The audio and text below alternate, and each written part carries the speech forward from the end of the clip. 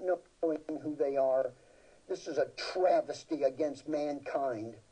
Nearly 50 years ago, Middleton and thousands of young boys came through the Florida Reform School for Boys that once stood on these grounds.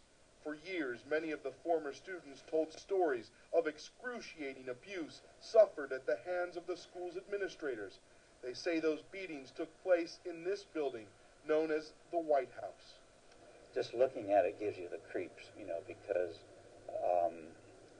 if you were going down there, you were going to get the beating of your life. A growing legion of former students, now in their 60s, say for some boys a violent night in the White House ended in these unmarked graves.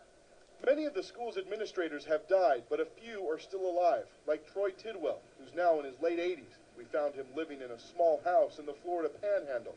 He wouldn't talk to us, but he recently told the Miami Herald that the boys were spanked, but denied they were ever injured.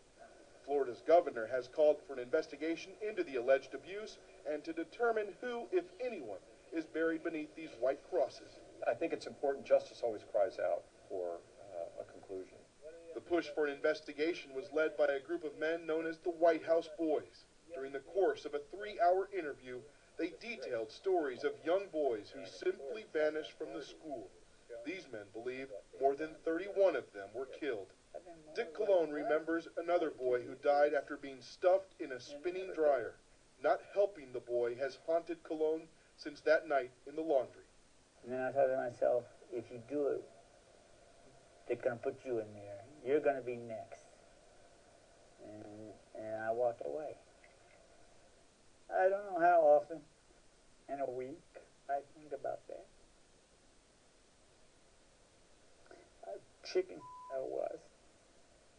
For nearly 50 years, few have believed their stories, but they say that's finally starting to change.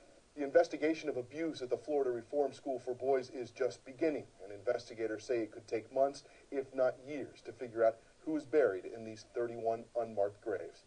Ed Lavendera, CNN, Marianna, Florida.